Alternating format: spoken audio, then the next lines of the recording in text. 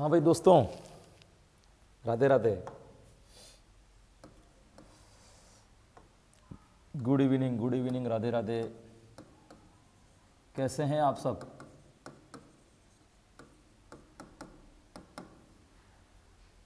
दोस्तों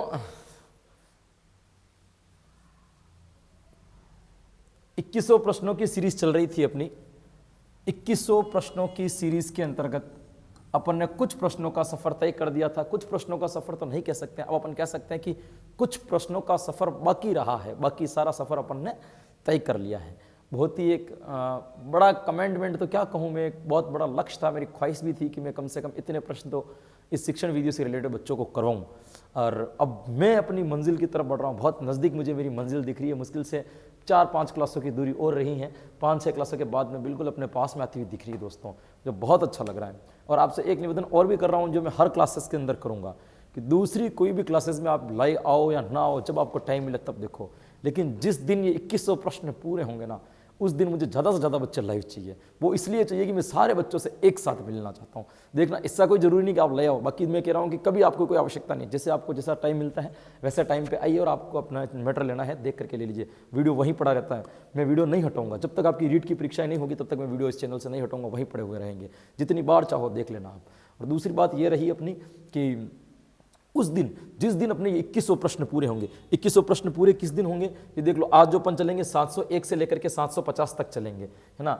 उसके बाद में कल जो क्लास होगी वो होगी आपके 1750 तक की आज हो जाएगी। कल जो क्लास होगी वो हो जाएगी आपके 1800 तक की। उसके अगले दिन होगी 1850, फिर 1900, 1950, 2000, 2050 और 2100। ये 2050 से जो 2100 वाली जो क्लास होगी ना, उसमें मुझे अधिक से अधिक बच्चे लाइव चाहिए। मैं सारे बच्चों से एक साथ में मिलना चाहता हूं दोस्तों। उसमें मैं आपको बहुत सारे लोगों से परिचय भी कराऊंगा कि इस मिशन को पूरे करने में किस किस का कितना कितना योगदान रहा है, किस किस ने कितनी हेल्प की आप लोगों के लिए। आपको पता है ये पैनल वैनल सब करना, ये कैमरे वगैरह शूटिंग वगैरह करना, उसके बाद में ये नेटवर्क्स वगैरह लाना, ये सब लोगों ने हेल्प की है दोस्तों। ये सब सेवा की वजह से चल रहा है। तो किन किन लोगों ने, ये आपके पीपीटी जो आ रही है, जो आपको यूट्यूब पे जो टाइमिंग वगैरह मिलती है, आपके कमेंट्स पढ़ना, रिप्लाई देना, ये बहुत से लोग मिलकर के काम कर रहे हैं। मैं केवल एक पढ़ा रहा हूं। मैं उन लोगों से भी आपका परिचय कराऊंगा कि कौन कौन थे और कौन कौन ने किस किस तरीके से आपकी मदद की। तो लास्ट वाली जो क्लास होगी ना, अपने 2100 प्रश्न जिस दिन पूरे होंगे ना, उस दिन मुझे मैक्सिमम बच्चे क्या चाहिए भाई, लाइव चाहिए। अधिक से अधिक बच्चे मुझे लाइव चाहिए, है ना। कमेंट तो मैं उस दिन भी नहीं पढ़ूंगा, लेकिन लाइव मुझे ज़्यादा चाहिए उस दिन। क्योंकि मैं उन सब लोगों को जब परिचय करवाने के लिए लेकर के आऊँ तो उनको लगे कि हाँ हमने मेहनत की थी और हमें इतने लोग जो हमें देख रहे हैं। मुझे कोई लालसा नहीं है कि आप 500 आए, 2000 आए, कि 100 आए ना, मुझे कोई लालसा नहीं। मुझे पता है आप पढ़ते हो, मेरा वीडियो चलता है। मुझे पता है 24 घंटे के अंदर 2 से 2,500, 3,000, 4,000 लोग पढ़ लेते हैं उसको। मुझे पता है वो जब भी टाइम मिलेगा तब पढ़ लेंगे। लेकिन 2100 प्रश्न जिस दिन पूरे होंगे ना, उस दिन आपको आना है उनको मोटिवेट करने के लिए। क्योंकि इसके बाद में अपन और कोई भी एक नया योजना या नया कोई रामबाण लेकर के आ रहे हैं जो अपने रीट में के लिए काम होगा या रीट के लिए उपयोगी होगा, तो वो उनके अंदर और जोश आएगा, तो और आपको क्या करेंगे, सपोर्ट करेंगे। और वो सपोर्ट मुझे करेंगे तब जा करके मैं आपकी सेवा कर पाऊंगा दोस्तों। तो इसलिए उस दिन आपको क्या आना है, ज़्यादा से ज़्यादा संख्या में क्या आना है भाई, लाइव आना है। 2100 प्रश्न अपन चल रहे थे, 2100 प्रश्नों की सीरीज चल रही थी। और मुझे ऐसा लगता है कि आपकी जो तैयारी है ना अब बहुत अच्छी हो गई होगी। शिक्षण वीडियो में आपने एक लेवल पकड़ लिया होगा। शिक्षण वीडियो में मुझे लगता है कि अब थोड़ी दिक्कत है आपकी, धीरे धीरे क्या हो गई होगी दोस्तों, कम हो गई होगी। तो देखिए, वैसे मैं समय गंवाता नहीं हूँ, तो बिना समय गंवाए सीधे चलते हैं एक बार प्रश्नों के ऊपर। बीच बीच में और मुझे कुछ सूचनाएं देनी है जो मैं बीच बीच में आपको देता रहूँगा। आज का जो पहला प्रश्न है वो ये रहा। आज का जो पहला प्रश्न ये रहा कि आप कक्षा 6 को रामायण प्रकरण पढ़ाने हेतु कौन सी विधि को सर्वश्रेष्ठ मानेंगे। यानी कि आपको क्या करना है कि आपको कक्षा 6 के अंतर्गत रामायण का पाठ पढ़ाना है। भी कौन सी क्लास में पढ़ाना है, कक्षा 6 के अंदर रामायण नाम का प्रकरण पढ़ाना है। तो कौन सी विधि को आप सर्वश्रेष्ठ मानेंगे, इनमें से वो कौन सी विधि है जो आपके रामायण पाठ को पढ़ाने के लिए उपयुक्त करोगे, जिससे बालकों के ऊपर आपके द्वारा कराए जाने वाले शिक्षण का प्रभाव प्रभावी रहे। तो इसमें से कौन सी विधि का प्रयोग करोगे दोस्तों? क्या वार्तालाप विधि, अवलोकन विधि, कहानी विधि या व्याख्यान विधि? देखो, इन दोनों को तो काट दो, ये दोनों बिल्कुल काम नहीं करेगी। अवलोकन विधि और वार्तालाप विधि तो बिल्कुल काम नहीं करेगी। आप प्रयोग करोगे या तो व्याख्यान विधि का या कहानी विधि का। कहानी विधि भी व्याख्यान विधि का ही एक भाग है, जिसको गद्य शिक्षण का भी एक भाग कहते हैं दोस्तों। तो कहानी विधि भी यहीं से निकली हुई है। तो आप इनमें से कौन सी विधि प्रयुक्त करना ज़्यादा बेटर समझेंगे? अब देखिए, व्याख्यान विधि के अंदर निरस्ता आती है, कहानी के अंदर क्या होता है, उत्तेजना जगती है। कहानी के अंदर कल्पना शक्ति का विकास होता है, चिंतन शक्ति का विकास होता है, बालक सक्रिय रहता है। व्याख्यान विधि में क्या रहता है? निष्क्रिय रहता है। तो आप भी सोचोगे आप कौन सी विधि का प्रयोग करोगे? ऐसी विधि का प्रयोग करोगे जिसमें बालक निष्क्रिय रहे, या फिर ऐसी विधि का प्रयोग करोगे जिसमें बालक सक्रिय रहे? जाहिर सी बात है हम ऐसी विधि का ही प्रयोग करेंगे जिसमें बालक सर्वाधिक सक्रिय रहे। तो सर्वाधिक सक्रिय किस में रहेगा? वो कहानी विधि के अंतर्गत रहेगा। तो रामायण पढ़ाने के लिए छठी क्लास में यदि रामायण का कोई प्रकरण है, वो यदि आपको बालकों को पढ़ाना है, तो उस पढ़ाने के लिए जो सबसे बढ़िया तरीका जो रहेगा वो क्या रहेगा? आपका कहानी विधि। कहानी के तौर पर रामायण की बातें बालकों को सुनाओ, बालक बिल्कुल ध्यान से आपको सुनेंगे, उनका अधिगम भी क्या होगा? अच्छा होगा। यहाँ पे जो आपका सही उत्तर निकल जाएगा दोस्तों, क्या निकल जाएगा? बी जो होगा बिल्कुल आपका सही उत्तर होगा। ये देखिए अगला प्रश्न क्या कहता है। अगला प्रश्न कह रहा है सामाजिक अध्ययन शिक्षण का मुख्य उद्देश्य है। किसका उद्देश्य पूछा है? सामाजिक अध्ययन शिक्षण का मुख्य उद्देश्य है। इनमें से कौन सा उद्देश्य सामाजिक शिक्षण के लिए प्रमुख माना गया है? ये कह रहा है छात्रों का चहुमुखी विकास करना, छात्रों को सामाजिकता का प्रशिक्षण देना, छात्र में प्रजातंत्र की भावना का विकास करना, छात्रों के अंदर अंतर्निहित शक्तियों का विकास करना। देखिए अब यहाँ पे प्रश्न को समझने की जरूरत है। ये कह रहा है सामाजिक अध्ययन शिक्षण का मुख्य उद्देश्य है छात्रों का चहुमुखी विकास करना। क्या केवल सामाजिक विज्ञान पढ़ने से ही बालक का चहुमुखी विकास हो जाएगा? क्या नहीं होगा। चहुमुखी विकास के लिए अतिरिक्त अन्य भी कई सब्जेक्ट अपन को पढ़ने पड़ेंगे, अतिरिक्त कई प्रकार की शिक्षण सामग्री को भी अपन को पढ़ना पड़ेगा। तो यहाँ पे इसको काट दो, ये तो नहीं होगा। छात्रों की अंतर्निहित शक्तियों का विकास करना, ये भी नहीं होगा। न केवल सामाजिक विज्ञान छात्र, क्योंकि सामाजिक अंतर्निहित कुछ नहीं होती, सामाजिक विज्ञान में बाहर से सब कुछ बालकों को देना पड़ता है। अब ये दो चीजें यहाँ पे बचती है। ये तो छात्रों को सामाजिकता का प्रशिक्षण देना, छात्र में प्रजातंत्र की भावना का विकास करना। मैंने यहाँ पे देखो दोनों ऑप्शन यूं लाया कि ये प्रश्न परीक्षा में 2 बार पूछा गया है अलग अलग टेटों में। एक बार सही इस वाले को माना था, एक बार सही इस वाले को माना था। एक बार तो माना था भाई छात्रों को सामाजिकता का प्रशिक्षण देना ही सामाजिक विज्ञान का मुख्य उद्देश्य, और एक बार माना था छात्र में प्रजातंत्र की भावना का विकास करना ही प्रजातंत्र। इन दोनों में से माना गया था। अब देखो अपन को ध्यान रखना कि देखा जाए तो दोनों को दोनों उत्तर सही है एक नजरिए से देखे जाए तो। देखो सामाजिकता का प्रशिक्षण भी सामाजिक विज्ञान के अंदर दिया जाता है कि आपको समाज में कैसे रहना है, समाज को कैसे स्वीकार करना है, समाज के नियम सिद्धांत सांस्कृतिक वातावरण वगैरह सबकी जानकारी एक ट्रेनिंग के रूप में दी जाती है। ये भी बिल्कुल सही है। प्रजातंत्र की भावना का विकास भी बालकों के अंदर किया जाता है कि ये सामाजिकता के द्वारा ही प्रजातंत्र की भावना का विकास किया जाएगा। लेकिन व्यवहारिक तौर पर देखें तो सही ऑप्शन ये ज्यादा लग रहा है कि छात्रों को सामाजिकता का प्रशिक्षण देना। इससे भी भारी क्या लग रहा है अपन को? ये लग रहा है क्योंकि सामाजिक विज्ञान क्या करती है? सामाजिक गुणों का विकास करना इसका मेन उद्देश्य है। सामाजिक गुणों का विकास करने का मतलब क्या होगा? सामाजिकता का प्रशिक्षण देना। तो इससे भी ज्यादा वेटेज किसका लग रहा है आपको? बी का लग रहा है। तो अपन जो यहाँ पे सही करेंगे वो क्या करेंगे दोस्तों? बी सही करेंगे। अब पता नहीं उन्होंने किस हिसाब से इस चीज को उन्होंने सही मान लिया है, लेकिन मेरे हिसाब से जो सही होगा वो क्या होना चाहिए? बी सही होना चाहिए। पहली वाली परीक्षा में बी को सही माना गया, लेकिन एक बार जब ये पेपर आया था तब छात्र में प्रजातंत्र की भावना का विकास करना इसको सही माना गया। अब ये प्रश्न वहां पे डिलीट हुआ है या उसको स्वीकार किया गया है, इसकी मैं कल से भी रिसर्च कर रहा हूं, लेकिन मुझे अभी तक इसका कोई पता नहीं चला कि मैंने काफी वीडियोस वगैरह भी देखे, काफी मैट्रिक वगैरह सर्च वगैरह भी किया, कुछ क्लियर इसका पता नहीं चल रहा है। जैसे भी मुझे पता चलता है कि इसको सही मानने के बाद में इसको सही रखा गया था, इस प्रश्न को डिलीट करके बोनस अंक दे दिया गया था, इसका मैं पता करने के बाद ही अपन सही कर पाएंगे। लेकिन यहाँ पे जो सही उत्तर निकलेगा वो क्या निकलेगा? आपका बी जो होगा बिल्कुल सही आंसर निकल जाएगा। लेकिन ऐसे ही प्रश्न नहीं करवाए जाते। प्रश्न करवाने के लिए बहुत ध्यान रखना पड़ता है दोस्तों। मैं केवल ऐसे ऐसा नहीं कि कोई गाइड खरीद के लाया, गाइडों में से प्रश्न उठा करके लिया आपको दे रहा हूँ, नहीं दोस्तों। एक एक प्रश्न के पीछे मैं इसे क्या हूँ, मैं बहुत ध्यान रखता हूँ, बारीक बारीक चीज़ों का ध्यान रखता हूँ कि मेरी एक गलती कहीं ऐसा नहीं हो कि आपका सिलेक्शन रोक लें। इन चीज़ों का मैं बहुत ध्यान रखता हूँ। फिर भी देखो स्वाभाविक के इंसान है, हम भी, आप भी इंसान है, हम भी इंसान है। और दूसरा कि मैं तो आपके हम उम्र का हूँ, है ना। मेरे से जितने भी तैयारी कर रहे होंगे लगभग सब मेरी एज के भी होंगे, तो हम लगभग सम एज के, तो गलती होने की संभावना सब पे बनती हो सकती है, मेरे से भी हो जाए। लेकिन फिर भी मैं बहुत कुछ विश्लेषण करता हूँ, कोशिश करता हूँ कि नहीं के बराबर कहीं ना कहीं गलती हो। तो निम्नलिखित में से किसे स्थानीय स्रोत में सम्मिलित नहीं किया जा सकता? देखिए विज्ञान, सामाजिक विज्ञान के अंदर स्थानीय स्रोत का मतलब क्या होता है कि जहां आप बालकों को पढ़ा रहे हो वहां पे सामाजिक शिक्षण विज्ञान को बढ़ावा देने के लिए सहायक सामग्री या इतिहास की कुछ ऐसी सामग्री, भौगोलिक ऐसी कोई सामग्री जो वहां पे उपलब्ध हो, जिनको बालकों को प्रत्यक्ष अनुभव कराया जा सके, वो सामाजिक विज्ञान में क्या कहलाते हैं? आपके स्थानीय स्रोत कहलाते हैं। तो ये प्रश्न क्या पूछ रहा है आपसे? ये प्रश्न पूछ रहा है कि निम्नलिखित में से किसे स्थानीय स्रोत में सम्मिलित नहीं किया जा सकता? देखिए प्राचीन सिक्के सामाजिक विज्ञान के स्थानीय स्रोत के अंतर्गत आएंगे, क्योंकि प्राचीन सिक्के हर घर में मिल सकते हैं, अध्यापक के घर में भी मिल सकते हैं, विद्यालय में भी मिल सकते हैं, सब जगह उपलब्ध हो सकते हैं, ये तो आएगा। मॉडल को एक बार टिक करो। शिलालेख बिल्कुल स्थानीय स्रोत में आते हैं। हर जिले के आसपास कोई न कोई ऐसी धारणाएं बनी हुई थी जहाँ पे कुछ न कुछ शिलालेख लिखा हुआ होगा, वो भी किसके अंतर्गत आएगा? आपका स्थानीय स्रोत के अंदर। प्राचीन मूर्तियां बिल्कुल ये भी स्थानीय स्रोत के अंतर्गत आएगी, इसके द्वारा प्रत्यक्ष ज्ञान दिया जा सकता है। लेकिन मॉडल जो होता है ना दोस्तों, ये बनाया जाता है, ये तीनों चीज़ों उपलब्ध होती हैं, ये अध्यापक अपने हाथ से नहीं बनाता है, मॉडल को अध्यापक को स्वयं बनाना पड़ता है। वो प्राचीन सिक्के, शिलालेख या प्राचीन मूर्तियां खुद नहीं बना सकता, मॉडल को खुद बनाना पड़ता है। हाँ, इनका मॉडल बना सकता है, तो मॉडल का निर्माण अध्यापक स्वयं करता है। तो ये कह रहा है कि निम्नलिखित में से स्थानीय स्रोत नहीं है, तो ये जो मॉडल नाम का जो स्रोत है ना, वो नहीं है, बाकी ये तीनों के तीनों तो स्रोत कहलाएंगे। यहाँ पे जो आपका सही उत्तर हो जाएगा दोस्तों, क्या हो जाएगा? बिल्कुल बी जो होगा 100% आपका सही आंसर हो जाएगा।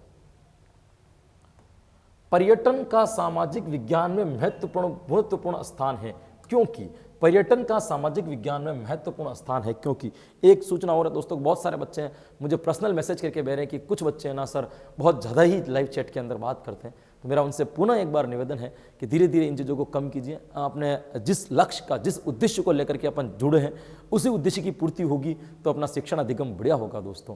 तो आप ऐसा कभी नहीं करना है, जब पढ़ने के लिए आए हैं तो केवल और केवल क्या करनी है अपन को? शिक्षा ही करनी है। क्यों अपन बात करना भी कौन कहाँ से है, कैसे है, किस तरीके से है, अपने आप जब आपका सिलेक्शन हो जाएगा ना, आपकी पहचान अपने आप बन जाएगी दोस्तों।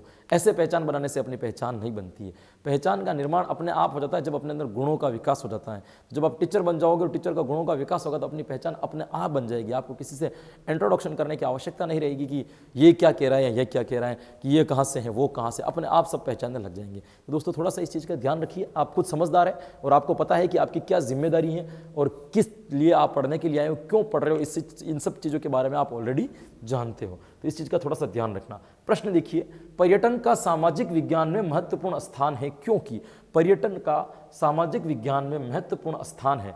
पर्यटन का सामाजिक अध्ययन के अंदर जो पर्यटन करवाने के लिए लेकर के जाते हैं, भ्रमण करवाने के लिए, शैक्षिक भ्रमण के लिए जो लेके जाते हैं, वो पर्यटन विधि के बारे में पेस्टालॉजी इसके जनक माने जाते हैं। मैंने आपको पहले इसका बढ़ा रहा था। और जो अपने रविंद्रनाथ टैगोर साहब हुए थे, उन्होंने एक परिभाषा भी दी थी कि बालकों को भ्रमण करते हुए सिखाना या घुमा घुमा करके सिखाना, भ्रमण करते हुए सीखना एक प्रकार की मनोवैज्ञानिक विधि है। ये अपन के रविंद्रनाथ टैगोर साहब ने भी यह परिभाषा दी थी। तो ये कह रहा है पर्यटन का सामाजिक विज्ञान में महत्वपूर्ण स्थान है। क्यों महत्वपूर्ण स्थान है? कि प्रत्यक्ष अनुभव अस्थायी होता है, पर्यटन मनोरंजक होता है, पर्यटन सुविधाजनक होता है, छात्रों में सामाजिकता का विकास होता है। देखिए, मनोरंजक होता है और सुविधाजनक होता है, इन दोनों को काट दो।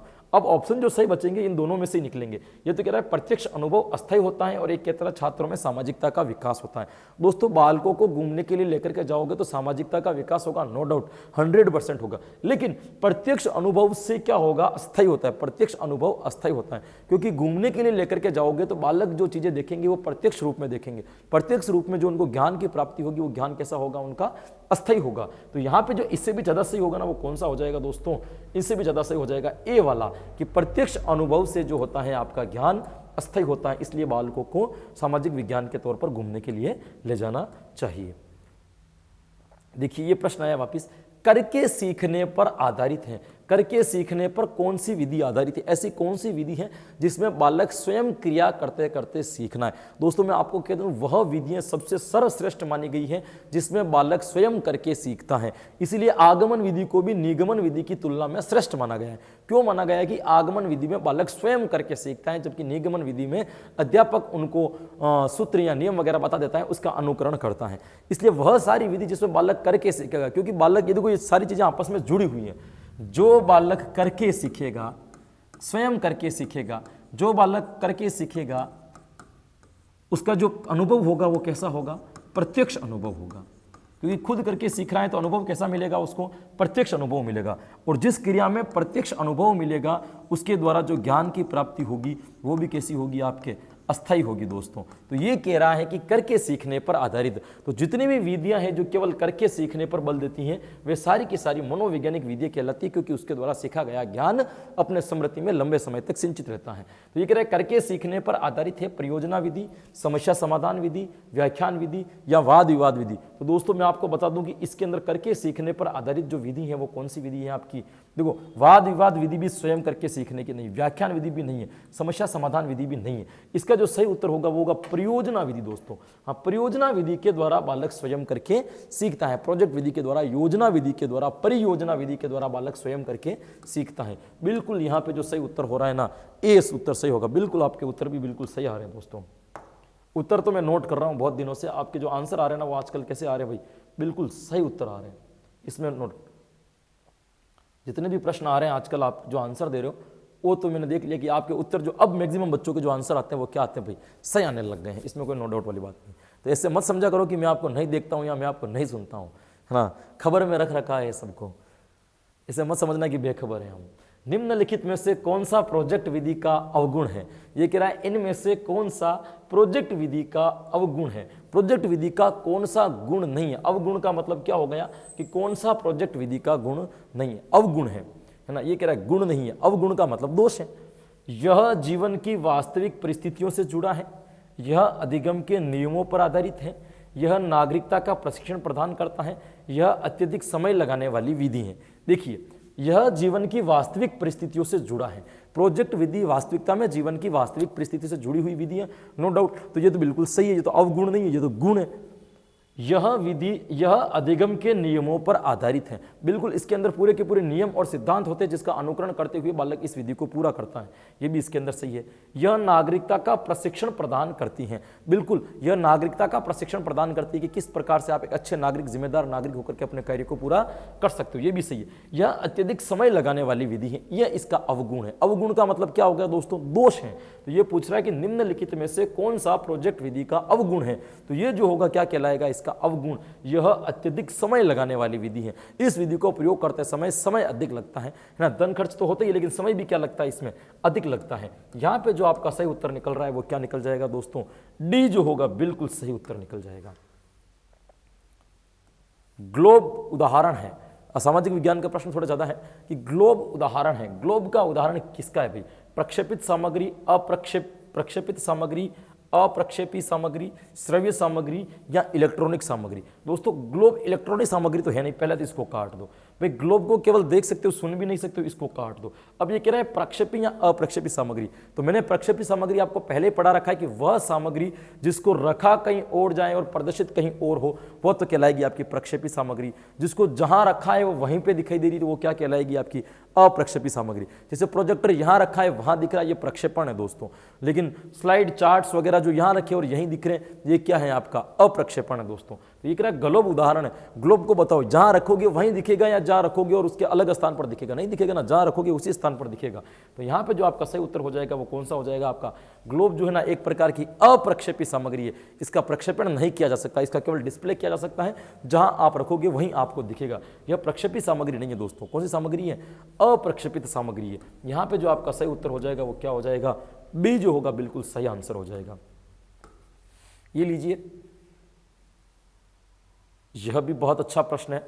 यह कह रहा है सामाजिक अध्ययन नागरिकता शिक्षा के उद्देश्य के लिए मानव संबंधों से संबंधित अनुभव और ज्ञान का एकीकरण है, यह परिभाषा किसके द्वारा दी गई है। आपके सामने एक परिभाषा लिखी हुई है दोस्तों, क्या परिभाषा लिखी हुई है, परिभाषा यह लिखी हुई है कि सामाजिक अध्ययन नागरिकता शिक्षा के उद्देश्य के लिए, माने सामाजिक अध्ययन जो है नागरिकता की शिक्षा देने के उद्देश्य से मानव संबंधों से संबंधित अनुभव, यानी कि मानव संबंध के बीच में, मानव एक मानव से दूसरे मानव के बीच में कैसा संबंध है, उस संबंध से संबंधित अनुभव और ज्ञान का एकीकरण है। यह परिभाषा निम्न विद्वानों में से किसके द्वारा दी गई है, ये कह रहा है ग्रिफिन, बायरल, वेसल या मैकलिस। तो दोस्तों मैं आपको बता दूं, मैं जो आपका उत्तर बता दूं, सही उत्तर जो होगा वो क्या हो जाएगा इसमें, बैरल। ये परिभाषा किसके द्वारा दी गई है, बैरल के द्वारा दी गई है। क्या बात है, इसका भी आंसर पता था या तुक्के लगा रहे हो, है ना, ग्रिफिन, बैरल या वेस्ले या गे, तो परिभाषा किसके द्वारा दी गई है दोस्तों, बैरल के द्वारा यह परिभाषा दी गई है। सही उत्तर जो होगा इसमें क्या हो जाएगा दोस्तों, बी हो जाएगा, बिल्कुल सही उत्तर क्या हो जाएगा, बी उत्तर हो जाएगा।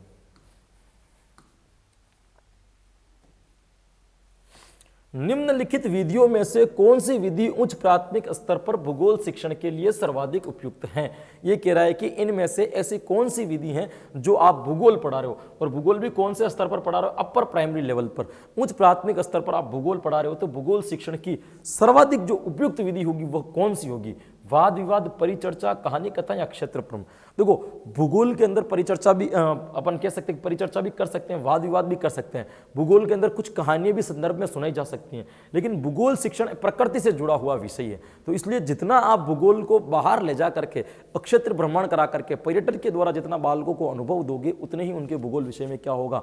अच्छी उपलब्धि प्राप्त होगी। तो यहाँ पे वाद विवाद भी ठीक है, परिचर्चा, कहानी कथा ये भी ठीक है, इनकी विधि हो सकती है, लेकिन ये कहना है कि सर्वाधिक उपयुक्त विधि की बात करें तो सबसे उपयुक्त विधि तो रहेगी भाई क्षेत्र पर्यटन, क्योंकि बालकों को आप घुमा करके लेके जाओ, प्राकृतिक वातावरण का पूरा अनुभव कराओ, जिस विषय के बारे में आप जानकारी देना चाह रहे हो उस विषय को वास्तविक चीजें वास्तविक परिस्थिति में ले जाकर के बालकों को बताओ, तो उनका ज्ञान और अधिगम दोनों अच्छे हो जाएंगे। तो यहाँ पे जो आपका सही उत्तर होगा वो क्या हो जाएगा दोस्तों?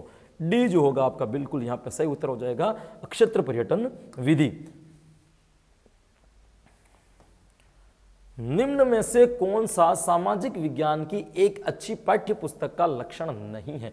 ये कह रहा है कि इसमें से ऐसा कौन सा लक्षण है जो पाठ्य पुस्तक के लिए उपयोगी नहीं है। दोस्तों, ऐसा मत समझना कि प्रश्न इजी आ रहे हैं, ऐसे इजी प्रश्न भी टेट में आए हुए हैं। मैं जितने प्रश्न आपके समक्ष उपस्थित करता हूं या समक्ष लेकर के आता हूं ना दोस्तों, वो प्रश्न मैक्सिमम प्रश्न जो होते हैं ना, किसी न किसी परीक्षा में आए हुए होते हैं दोस्तों, इसलिए उनकी संभावनाएं आने की बनती है। वो प्रश्न लेकर के आ रहा हूं, तो ऐसा मत समझना कि प्रश्न का लेवल गिर गया है तो सर हर के उठा करके ले, नहीं, ये भी प्रश्न कहीं न कहीं परीक्षा में पूछा गया है। निम्न में से कौन सा सामाजिक विज्ञान की एक अच्छी पाठ्य पुस्तक का लक्षण नहीं है? एक अच्छी पाठ्य पुस्तक, सामाजिक विज्ञान की एक अच्छी पाठ्य पुस्तक निम्न में से कौन सा लक्षण नहीं है? उपयुक्त दृष्टांत वाली पाठ्य पुस्तक, बाल केंद्रित पाठ्य पुस्तक, भ्रामक, सरल एवं स्पष्ट। देखिए, उपयुक्त दृष्टांत वाली होनी चाहिए पाठ्य पुस्तक, हमेशा बाल केंद्रित होनी चाहिए, बिल्कुल सही है, भ्रामक नहीं होता है, सरल एवं स्पष्ट भी होनी चाहिए। दोस्तों, भ्रामक पाठ्य पुस्तक का कोई रोल नहीं है, ऐसी पाठ्य पुस्तक कभी भी नहीं होनी चाहिए जो बालकों के अंदर भ्रम उत्पन्न करें, जो बालकों के अंदर एक प्रकार की चिंताएं उत्पन्न करें, इस प्रकार का नहीं होना चाहिए। यहाँ पे जो आपका सही उत्तर हो जाएगा वो कौन सा हो जाएगा? सी, क्योंकि इसने नहीं है पूछा है दोस्तों। क्या पूछा है? नहीं है, तो सी वाला उत्तर जो होगा बिल्कुल इसका सही उत्तर हो जाएगा। और ये देखिए आज का अगला प्रश्न क्या कहता है? अगला प्रश्न आपको, निम्न में से कौन सी अभिशंसा राष्ट्रीय पाठ्यचर्या रूपरेखा 2005 में नहीं की गई है? इन चार में से ऐसी कौन सी बात है जो एनसीएफ 2005 राष्ट्रीय पाठ्यचर्या कार्यक्रम 2005 जो आया था उसके अंतर्गत निम्न में से कौन सी बात नहीं कही गई है दोस्तों? पर्यावरण के संदर्भ में, कि पर्यावरण शिक्षा को स्कूल स्तर पर सम्मिलित करना, मूल्यांकन प्रणाली में मूलभूत परिवर्तन करना, पाठ्यक्रम को पाठ्य पुस्तक केंद्रित बनाना, पाठ्यक्रम को समता व समावेशी शिक्षा पर आधारित बनाना। तो देखिए, ये जो पहली वाली जो बात है, जो सबसे पहली वाली जो बात है दोस्तों, सबसे जो पहली वाली बात है ना, ये तो क्या आपको कही गई है दोस्तों? सबसे पहली वाली जो बात है ये तो कही गई है, पर्यावरण शिक्षा को स्कूल स्तर पर सम्मिलित करना। मैंने कहा ना, पर्यावरण शिक्षा को स्कूल स्तर पर सम्मिलित करना, ये एनसीएफ 2005 में कहा गया है। मूल्यांकन प्रणाली में मूलभूत परिवर्तन करना, हाँ भाई, मूल्यांकन में बार बार आपको मूल बातों का क्या करना, चेंजेस करना चाहिए, ये भी बात एनसीएफ में कह रखी है। फिर तीसरी बात भी इन्होंने कह रखी है कि पाठ्यक्रम को समता व समावेशी शिक्षा पर आधारित बनाना, बालकों की कितनी लेवल है उसको देख करके और एक ग्रुप को कैसे एक साथ में पढ़ा सकते हैं उसको ध्यान में रखते हुए आपको पाठ्यक्रम का निर्माण करना है। यानी कि ए, बी और डी वाली तीनों बातें कही गई हैं, लेकिन ये आपसे पूछ रहा है भी कौन सी नहीं कही गई है दोस्तों? तो ये वाली बात नहीं कही गई, पाठ्यक्रम को पाठ्य पुस्तक केंद्रित बनाना, क्योंकि वो केवल पाठ्य पुस्तक पर बल नहीं देती। एनसीएफ 2005 ने शैक्षिक और सशैक्षिक दोनों क्रिया के ऊपर बल दिया है। दोनों क्रिया के ऊपर बल देने का मतलब केवल पाठ्य पुस्तक केंद्रित नहीं होनी चाहिए, विद्यालय से बाहर, कक्षा से बाहर और कक्षा के अंदर दोनों तरफ जो बालक की जितनी भी गतिविधियां करता है उनको मिला करके एक पाठ्यक्रम का निर्माण करना चाहिए। सी जो होगा यहाँ आपके क्या हो जाएगा? बिल्कुल सही उत्तर हो जाएगा। ये देखिए अगला प्रश्न, निम्न में से कौन सा सामाजिक विज्ञान शिक्षक का गुण नहीं है?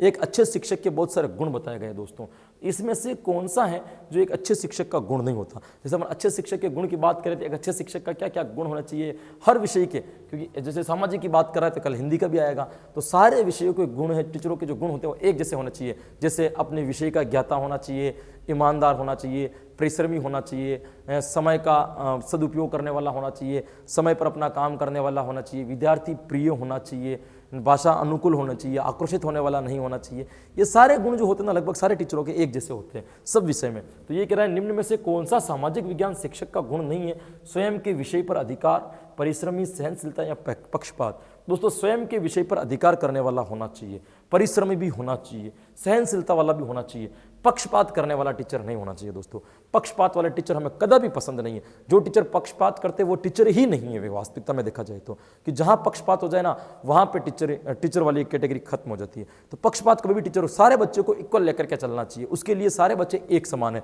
जो सीख रहा है वो भी और जो नहीं सीख रहा है वह भी। आपका बेटा भी, आपका बच्चा या आपका भाई भी यदि आपकी क्लास में पढ़ रहा है ना, वो भी आपके लिए केवल और केवल क्या है, एक स्टूडेंट है। आप उसको कोई विशेष प्रकार की बात नहीं दे सकते। ये क्या होगा, बिल्कुल आपके लिए इक्वलिटी होनी चाहिए, बिल्कुल क्या होनी चाहिए आपके लिए, समानता होनी चाहिए। मैं से कोचिंग सेंटर पर पढ़ाता हूं जो मेरे रिलेटिव आकर के भी बैठ जाते हैं, तो ऐसा नहीं है कि मैं कक्षा के अंदर बार बार अपने रिलेटिव को प्रश्न अधिकृत करता हूं कि आप बताओ सही है कि नहीं है, आपको समझ में आ रहा है, कभी नहीं पूछता हूं। जो भी पूछता हूं सारी क्लासेस को एक साथ पूछता हूं, मुझे उनसे कोई लेना देना नहीं है, क्योंकि जब तक वो कक्षा के अंतर्गत बैठे ना, वो अपने लिए एक स्टूडेंट है और वहां पर समानता का अधिकार है, सारे बच्चों को एक जैसा अधिकार मिलना चाहिए। पक्षपात आप नहीं कर सकते हो दोस्तों। तो ध्यान रखना, एक टीचर में अच्छे गुण कौन सा नहीं होता है दोस्तों, पक्षपात वाला गुण नहीं होता। ऐसा नहीं है कि कोई टीचर, कोई बच्चा है ना आपका काम ज्यादा कर रहा है ना, आपके घर पे पानी वानी भी भर दे रहा है, टीचर बनने के बाद में सब्जी जो टाइम पे लेकर के आ रहा है, जो भी काम दे रहे हो टाइम टू टाइम कर रहा है, तो उसको 2-4 नंबर बढ़ा करके दे दिए। जैसे जो टीचर देते हैं ना वो वास्तविकता में टीचर है ही नहीं, वही लोग देश का भविष्य खराब कर रहे हैं। तो पक्षपात नहीं होना चाहिए। डी जो होगा यहाँ पे क्या हो जाएगा आपका, बिल्कुल सही उत्तर हो जाएगा। कि देखिए अगला प्रश्न क्या कह रहा है, सामाजिक अध्ययन शिक्षक की निम्न में से कौन सी उचित भूमिका होती है? ये कह रहा है कि सामाजिक अध्ययन शिक्षक की निम्न में से कौन सी उचित भूमिका होती है? इनमें से सामाजिक अध्ययन का टीचर है वो कौन सी भूमिका निभाता है? छात्रों के प्रश्नों को प्रत्यक्ष रूप से उत्तर देना, सीखने के लिए वातावरण प्रदान करना, विद्यार्थियों को उपयुक्त विधि के लिए निर्देशित करना, विद्यार्थियों को केंद्रित चिंतन के लिए प्रेरित करना। अभी कह रहा है कि निम्नलिखित में से कौन सी उचित भूमिका होती है? छात्रों को प्रश्नों का प्रत्यक्ष रूप में उत्तर देना, सीखने के लिए वातावरण प्रदान करना, विद्यार्थियों को उपयुक्त विधि के लिए निर्देशित देना या विद्यार्थियों को केंद्रित चिंतन के लिए प्रेरित करना। तो विद्यार्थियों को केंद्रित चिंतन के लिए प्रेरित करना यह बात भी अपने हद तक ठीक है, विद्यार्थियों को उपयुक्त विधि के लिए बताना, निर्देशित करना यह भी सही है, और छात्रों को प्रश्नों का प्रत्यक्ष उत्तर देना यह भी ठीक है। लेकिन सामाजिक अध्ययन के लिए अध्यापक के टीचर के लिए सबसे बढ़िया काम जो है वो ये है, सीखने के लिए वातावरण प्रदान करना। पहले अपने माहौल को, एनवायरमेंटल को ऐसा बना देना है जहां पे बालक सीखने के लिए क्या हो जाए दोस्तों, तत्पर हो जाएं। तो यहां पे जो आपका सही उत्तर निकलेगा वो क्या निकलेगा दोस्तों, बी वाला उत्तर हो जाएगा, बिल्कुल 100% सही निकलेगा कि सीखने के लिए बालकों को क्या प्रदान करना चाहिए, आपको वातावरण प्रदान करना चाहिए। ये देखिए अगला प्रश्न, किस प्रकार के प्रश्न सामाजिक अध्ययन के विद्यार्थियों में आलोचनात्मक चिंतन विकसित नहीं करेंगे? पहले नहीं को गोला करो। प्रश्न ये पूछ रहा है कि किस प्रकार के प्रश्न सामाजिक अध्ययन के विद्यार्थियों में आलोचनात्मक चिंतन विकसित नहीं करेंगे। आलोचनात्मक चिंतन विकसित नहीं करने का क्या मतलब है, बालक सोचने के लिए, आलोचना करने के लिए, समीक्षा जिस पर बालक नहीं कर पाएंगे।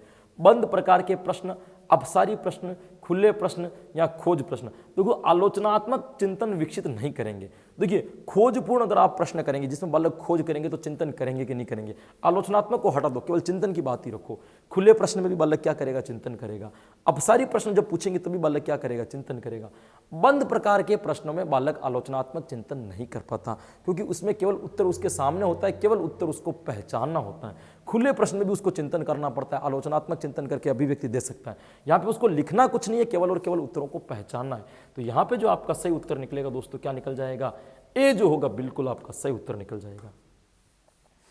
आवाज़ बिल्कुल दोस्तों अब धीरे धीरे मेरी खराब होने की कंडीशन पे आ गई है ना, बिल्कुल पढ़ाते पढ़ाते आपकी वजह से नहीं हुई है, आपको तो मैं 1-1 घंटे ही पढ़ा रहा हूँ। ये सब ऑफलाइन क्लासेस की देन है, जहाँ पे 10-10, 12-12 घंटे एक साथ में खड़े रह करके क्लासें लेते थे। तो आवाज़ क्या हो गई, बैठने लगी है धीरे धीरे। मुझे लग रहा है कि ये अब ठीक होने वाली भी नहीं है। इसलिए अगर आपको भी समझ में नहीं आ रही ना, थोड़ा समायोजन करना शिक्षार्थी का महत्वपूर्ण गुण होता है। जिस बालक को समायोजन करना आता है वो अपने जीवन में सब कुछ कर सकता है। समायोजन एक इतनी बड़ी ताकत है जो आपको जीवन में हर मुसीबत से लड़ने के लिए तैयार करती है, हर मुसीबत में लड़ने के लिए एक आप शक्ति प्रदान करती है दोस्तों। समायोजन की शक्ति आप सब में होनी जरूरी है। तो यहाँ पे आवाज़ यदि आपको नहीं समझ में आ रही, थोड़ा समायोजन करें। प्रश्न देखिए कि निम्नलिखित में से कौन सा सामाजिक अध्ययन के शैक्षणिक शास्त्र की भावना का विरुद्ध है। निम्नलिखित में से कौन सा सामाजिक अध्ययन के शिक्षण शास्त्र की भावना के विरुद्ध है। यानी इनमें से कौन सा सामाजिक अध्ययन के शिक्षण शास्त्र की भावना के विरुद्ध है। शिक्षण शास्त्र की भावना के विरुद्ध होने का क्या मतलब है कि इनमें से सामाजिक अध्ययन के शिक्षण शास्त्र की भावना के विरुद्ध है। कौन सा सामाजिक अध्ययन के शिक्षण शास्त्र की भावना के विरुद्ध है, इसमें से कौन सा ये ऑप्शन है जो सामाजिक शिक्षण के शिक्षण शास्त्र के ऊपर लागू नहीं होता। समाज में अच्छे मानवीय संबंध बनाना, विद्यार्थियों को अधिक से अधिक परीक्षाओं में सम्मिलित करना, महत्वपूर्ण परिणामों के साथ में अनुभवों को सम्मिलित करना, वैसे अनुभवों का अभिकल्पन करना जो विद्यार्थियों में रुचि उत्पन्न करे। देखो ये तो बिल्कुल सही है, ऐसे अनुभवों को देना जो बालकों के अंदर इंटरेस्ट पैदा करे, ये वाला तो सही है। महत्वपूर्ण परिणामों के साथ अनुभवों को सम्मिलित करना बिल्कुल सही है। बालक यदि से कोई क्रिया कर रहे हैं तो इनके इंपॉर्टेंट रिजल्ट्स के साथ में बालक को क्या करना चाहिए, आपको उनके एक्सपीरियंस जो है ना शेयर करना चाहिए, सम्मिलित करने चाहिए, ये भी सही है। विद्यार्थियों को अधिक से अधिक परीक्षाओं में सम्मिलित करना, इसको एक बार नोट लगाओ। समाज में अच्छे मानवीय संबंध बनाना, ये भी सामाजिक विज्ञान के लिए, शिक्षण शास्त्र की भावना के लिए विरुद्ध नहीं है, सपोर्टर है। तो सबसे बड़ा काम तो ये करा, विद्यार्थियों को अधिक से अधिक परीक्षाओं में सम्मिलित करना। दोस्तों विद्यार्थियों को अधिक से अधिक परीक्षाओं में सम्मिलित करना सामाजिक अध्ययन शिक्षण शास्त्र की भावना के विरुद्ध है। ये काम आपको नहीं करना चाहिए। जैसी परीक्षा है वैसे सम्मिलित करो, हर परीक्षा में सम्मिलित करना कोई जरूरी नहीं है। बी जो होगा यहाँ आपका क्या हो जाएगा, बिल्कुल सही आंसर हो जाएगा। ये देखिए अगला प्रश्न। अगला प्रश्न आपको कह रहा है अधिगम होता है, बालक सीखता, अधिगम कहाँ होता है। दोस्तों अधिगम की परिभाषा आप जानते हो, अधिगम का मतलब क्या होता है। सामान्य भाषा में अधिगम का मतलब होता है दोस्तों सीखना, सीखना। जैसे बालक अनुभव के द्वारा भी सीखता है, बालक प्रशिक्षण के द्वारा भी सीखता है, जिसमें बालक को ट्रेनिंग मिले, बालक अनुभव के द्वारा सीखता है, बालक प्रशिक्षण के द्वारा सीखता है। ऐसी क्रियाओं के द्वारा जहां बालक क्या कर रहा है, केवल ज्ञान को अर्जन कर रहा है। जो बालक सीख रहा है, जो उसके जीवन में परिवर्तन ला रहा है, व्यवहार में परिवर्तन ला रहा है, अनुभव के द्वारा सीख के व्यवहार में परिवर्तन ला रहा है, अधिगम कर रहा है। प्रशिक्षण के द्वारा सीख करके व्यवहार में परिवर्तन ला रहा है, क्या कर रहा है दोस्तों, अनुभव कर रहा है। तो ये चीजें जो प्रशिक्षण करना, ये अनुभव के द्वारा सीखना, ये सब क्या कहलाता है, अधिगम कहलाता है एक प्रकार से। तो ये केवल विद्यालय में होता है या विद्यालय के बाहर होता है, केवल कक्षा में होता है या विद्यालय और विद्यालय से बाहर होता है। देखो केवल वाले को तो काट दो, ये तो सही हो नहीं सकते हैं। विद्यालय के बाहर होता है तो केवल विद्यालय के बाहर का मतलब ही क्या होगा, केवल विद्यालय के बाहर ही होगा, नहीं, ये विद्यालय में और विद्यालय के बाहर दोनों जगह पे हो सकता है। अधिगम कहीं पर भी हो सकता है, व्यक्ति कहीं पर भी सीख सकता है ना। सीखने की कोई जगह नहीं होती, जहां जैसा। देखो आपके जीवन में सीखी हुई हर चीज आपके जीवन में कहीं ना कहीं काम आती है। अब यह सुनिश्चित नहीं है कि वो कब काम आएगी, लेकिन एक न एक दिन वो काम जरूर आएगी, चाहे आप कहीं पर भी सीखो। तो व्यक्ति प्रतिपल प्रतिक्षण कुछ न कुछ क्या रहता है, सीखता रहता है। तो ये क्रियाएं जो है ना विद्यालय के बाहर भी चलती हैं और विद्यालय के अंदर भी चलती है। यहाँ जो आपका सही उत्तर हो जाएगा वो क्या हो जाएगा दोस्तों, डी जो होगा यहाँ आपका बिल्कुल सही उत्तर हो जाएगा। सतत एवं व्यापक मूल्यांकन की शुरुआत से मूल्यांकन व्यवस्था को, ये कह रहा है सतत एवं व्यापक मूल्यांकन की शुरुआत में मूल्यांकन व्यवस्था को बालक के संपूर्ण व्यक्तित्व को अधिक प्रदर्शित करने वाला बनाया, बहुत अधिक विवरण को सम्मिलित करते हुए जटिल बनाया है, अस्पष्ट। ये कह रहा है सतत एवं मूल्यांकन की शुरुआत से मूल्यांकन व्यवस्था इनकी जो शुरुआत हुई है सतत एवं व्यापक मूल्यांकन की, तो मूल्यांकन व्यवस्था पर क्या प्रभाव पड़ा है, बालक के संपूर्ण व्यक्तित्व को अधिक प्रदर्शित करने वाला बनाया है, बहुत अधिक विवरण को सम्मिलित करते हुए जटिल बनाया है, अस्पष्ट बनाया है क्योंकि विद्यार्थियों को निश्चित रैंक को जान नहीं सकता, केवल शैक्षणिक क्षेत्रों में निष्पादन करने के लिए व्यापक है। बिल्कुल ये वाला तो नहीं है दोस्तों, इसको तो काट ही दो। अस्पष्ट बनाया है, अस्पष्ट से भी काट दो। सतत एवं व्यापक मूल्यांकन से स्पष्ट धारणा बनती है, ना कि अस्पष्ट धारणा बनती है दोस्तों। हाँ विद्यार्थियों की रैंक नहीं दी जाती, ये बात अपन मानते हैं, लेकिन विद्यार्थियों के अंदर कोई है ना ऐसा द्वेष भावना नहीं उत्पन्न हो जाए इसलिए रैंक को क्या कर दिया उन्होंने, बंद कर दी, ये भी नहीं हो सकता दोस्तों। बहुत अधिक विवरण को सम्मिलित करते हुए जटिल बनाया है, नहीं बनाया। सतत एवं व्यापक मूल्यांकन के बाद में मूल्यांकन करना और क्या हो गया है आपका, आसान हो गया दोस्तों, जटिल नहीं बनाया, ये भी नहीं। ये कह रहा है बालक के संपूर्ण व्यक्तित्व को अधिक प्रदर्शित करने वाला बनाया है। यह बिल्कुल आंसर इसका जो होगा क्या हो जाएगा, सही हो जाएगा दोस्तों। ए जो होगा इसका बिल्कुल सही उत्तर होगा। ये देखिए अगला प्रश्न, एक प्रभावी शिक्षक वह होता है, एक प्रभावी शिक्षक कौन सा होता है, एक प्रभावी शिक्षक वह होता है जो कक्षा पर नियंत्रण रखें, जो अधिक सूचनाएं दे सकें, जो विद्यार्थियों को अध्ययन के लिए प्रेरित कर सकें, जो गृह कार्य को सावधानी पूर्वक जांच सके। देखो गृह कार्य को सावधानी पूर्वक जांचना एक अच्छे टीचर, प्रभावी टीचर नहीं है दोस्तों, इसका कोई गुण नहीं है। कक्षा पर नियंत्रण रखें, और कक्षा पर नियंत्रण रखने का क्या मतलब, बच्चे मस्ती कर रहे हैं तो आप बच्चों को मार मार के भी उनके ऊपर नियंत्रण रख सकते हो, डरा करके भी नियंत्रण रख सकते हो, ये भी कोई जरूरी नहीं है। अधिक सूचनाएं देना भी कोई जरूरी नहीं है। यहाँ पे जो आंसर सही निकलेगा वो क्या निकल जाएगा आपका, कि विद्यार्थियों को अध्ययन के लिए प्रेरित करना। एक अच्छा प्रभावी टीचर वही है जो बालकों को ये मोटिवेट कर सकता है कि आपको कैसे पढ़ना चाहिए, क्यों पढ़ना चाहिए। ये टीचर के लिए सबसे ज़्यादा इंपॉर्टेंट है। वो क्या पढ़ा रहा है, कैसा पढ़ा रहा है, ये सब बाद में। पहले जरूरी ये है कि वो पढ़ने के लिए बालकों को तैयार कर पा रहा है कि नहीं पा रहा है। यदि बालक पढ़ने के लिए तैयार हो गया ना, फिर वो सारा का सारा काम अपने आप कर लेगा। आपने थोंडाई का ये नियम भी पढ़ा होगा, ये उदाहरण पढ़ा होगा आपने कि ये घोड़े को केवल खींच करके तालाब के पास में ले जाया जा सकता है, लेकिन उसको जबरदस्ती पानी नहीं पिलाया जा सकता जब तक उसके अंदर प्यास नहीं लगेगी। मतलब उसको पहले प्यास के लिए प्रेरित करना पड़ेगा। तो बालक को पहले आपको मोटिवेट करना पड़ेगा सीखने के लिए, तब बालक अपने आप सीख जाएगा। तो एक अच्छा जो टीचर होता है ना, वो क्या होता है, विद्यार्थियों को अध्ययन करने के लिए मोटिवेट करता है, अध्ययन करने के लिए प्रेरित करता है। ये अच्छा टीचर, एक अच्छा प्रभावी शिक्षक वही होगा। यहाँ पे जो आपका सही उत्तर निकलेगा वो क्या निकल जाएगा दोस्तों, सी जो होगा, बिल्कुल यहाँ पे सही उत्तर निकल जाएगा। ये लीजिए भाई, अनुभव शंकु किसकी देन है, किलपैट्रिक, एडगर डेल, हर्बर्ट या थोंडाइक। अनुभव शंकु मैंने आपको कई बार बता रखा है भाई, एक शिक्षण सहायक सामग्री का प्रयोग करने पर उसका प्रभाव किस तरीके से बढ़ता है और किस तरीके से घटता है, इसको लेकर के एडगर डेल ने एक शंकु की आकृति के आधार पर समझाया था। उन्होंने 4 प्रकार की सामग्री बताई थी, है ना, शाब्दिक सामग्री, अप्रक्षेपी, प्रक्षेपी और प्रत्यक्ष अनुभव बताए थे। उन्होंने बताया था कि आधार में जो इसका सर्वाधिक प्रभाव रहता है और शीर्ष पर उसका सबसे कम प्रभाव रहता है। ये बातें अपन ने पहली क्लास के पहले दूसरे प्रश्न के अंदर ही सोल्व कर ली थी। तो अनुभव शंकु किसकी देन है दोस्तों, तो अनुभव शंकु जो है ना, एडगर डेल की देन है। यहां पे जो आपका सही उत्तर हो जाएगा वो क्या हो जाएगा, बी जो होगा, बिल्कुल सही उत्तर हो जाएगा। ये देखिए, उत्पादन के साधन विषय की शिक्षण के लिए विद्यार्थियों को किसी कारखाने में ले जाकर निरीक्षण, अवलोकन, अनुभव कराना कहा जाता है। आप बालकों को सामाजिक पढ़ा रहे हो, सामाजिक पढ़ाते पढ़ाते आपको उत्पादन के साधन विषय का नाम है, उत्पादन के साधक, ये साधन इस नाम का कोई पाठ है।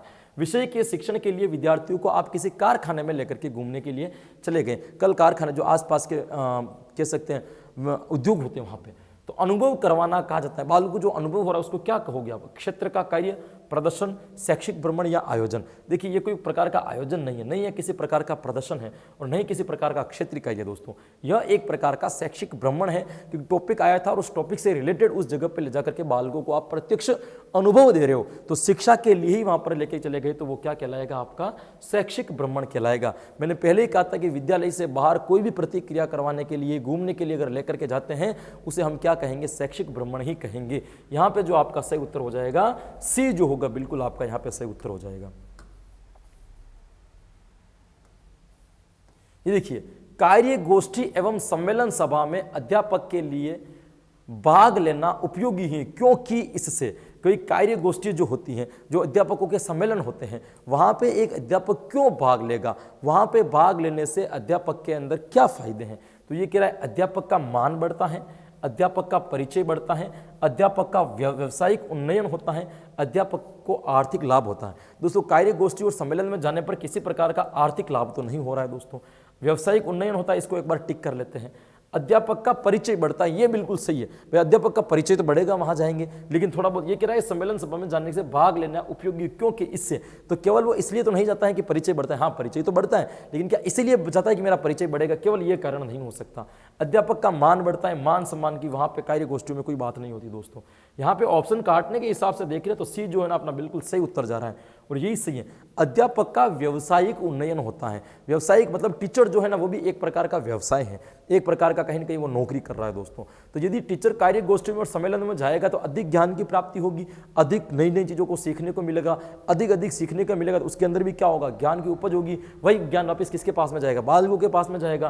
तो बालक अध्यापक का क्या होता है, व्यावसायिक उन्नयन होता है, उसके अंदर ज्ञान की वृद्धि होती है, जिससे उसका व्यवसाय और अच्छा। व्यावसायिक उन्नयन का मतलब होता है व्यवसाय के प्रति वृद्धि हो जाना। अध्यापक के क्या है, ज्ञान है, ज्ञान को क्या देता है, उससे उसको इनकम आती है। तो जब ज्ञान बढ़ जाएगा तो वही ज्ञान वापस क्या करा, लोगों को देगा। तो व्यावसायिक उन्नयन होता है, इससे बालक अध्यापक की ज्ञान की वृद्धि। सी जो होगा दोस्तों यहाँ पे बिल्कुल सही उत्तर हो जाएगा।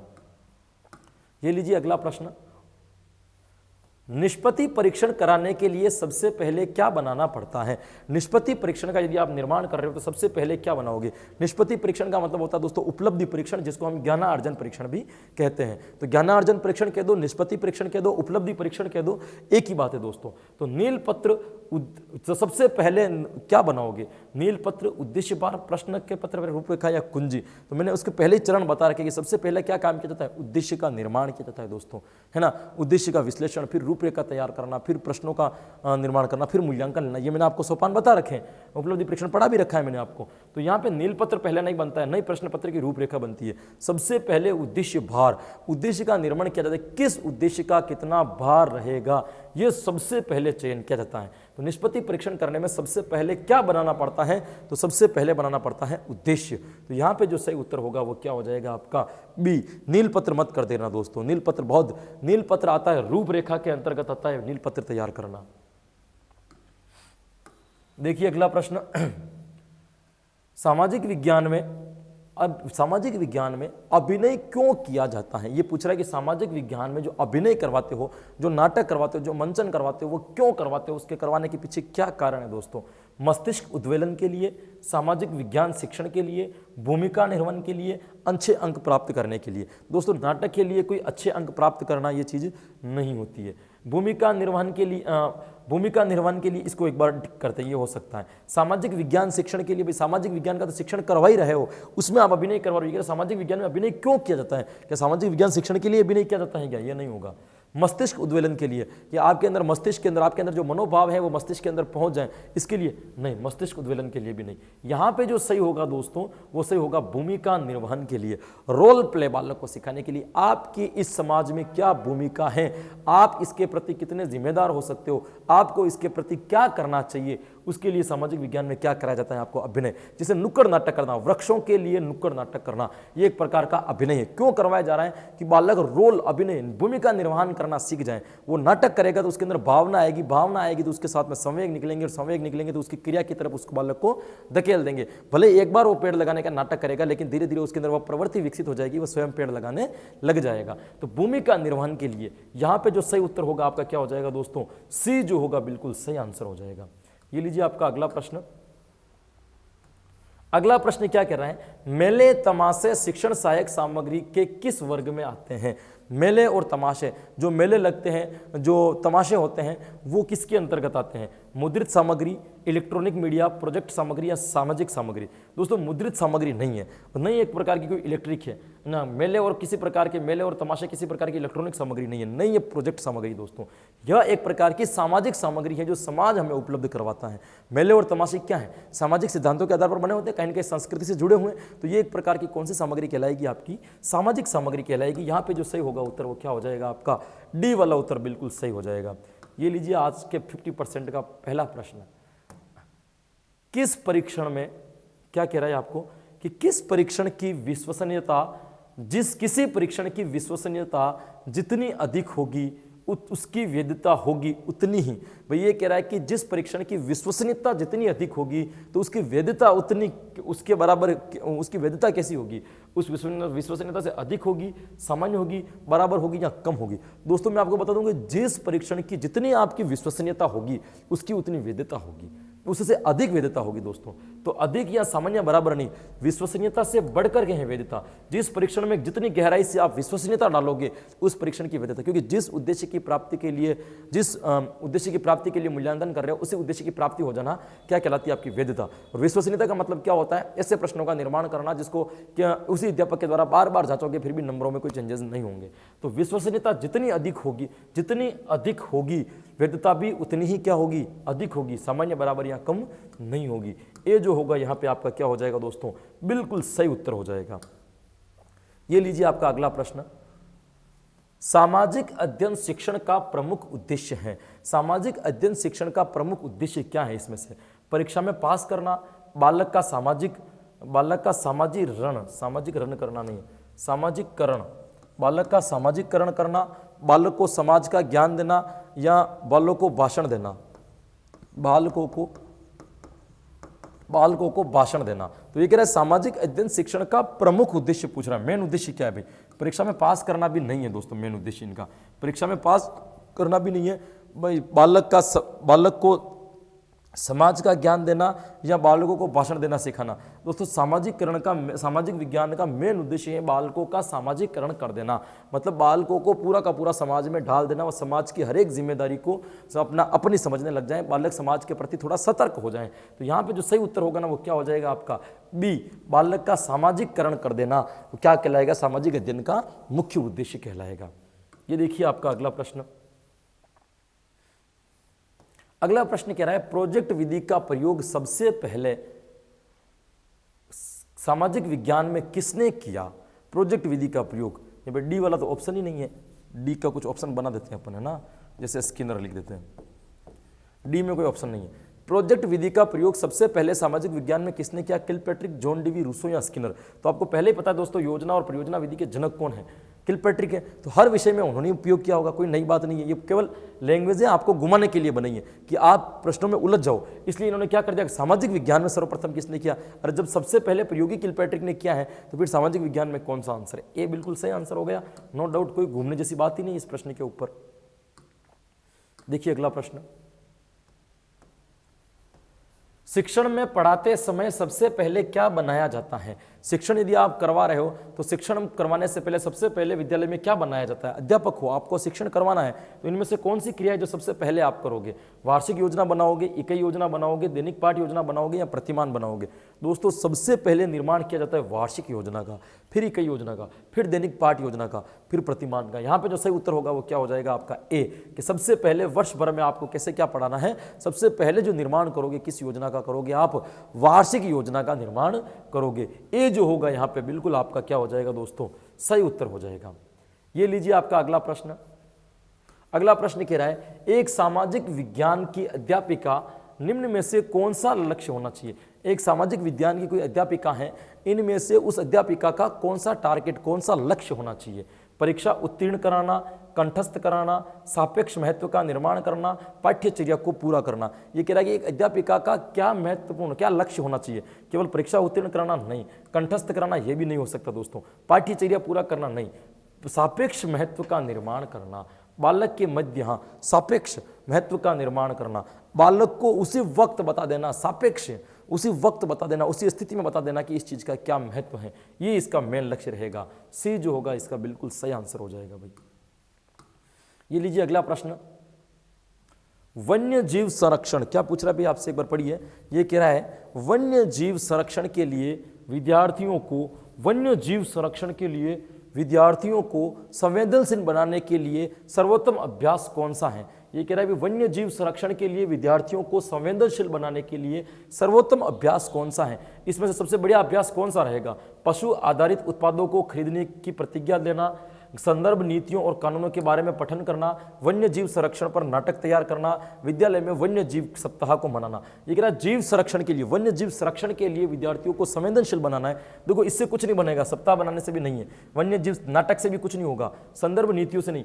बालक को क्या करना है, पशु आधारित उत्पादों को खरीदने की प्रतिज्ञा लेना। बालकों को यह प्रतिज्ञा दिला देना कि पशु पर बने हुए कोई भी प्रोडक्ट यदि मार्केट में आ रहे हैं, जो उनकी अस्थियों से, उनसे, उनके मांस से, उनके रक्त से रिलेटेड जो भी प्रोडक्ट आ रहे हैं, उनको हम कभी नहीं खरीदेंगे। इनकी प्रतिज्ञा देकर के संवेदनशील बनाया जा सकता है। ए जो होगा दोस्तों यहाँ पे आपका क्या हो जाएगा, सही उत्तर हो जाएगा। ये रहा आपका अगला प्रश्न।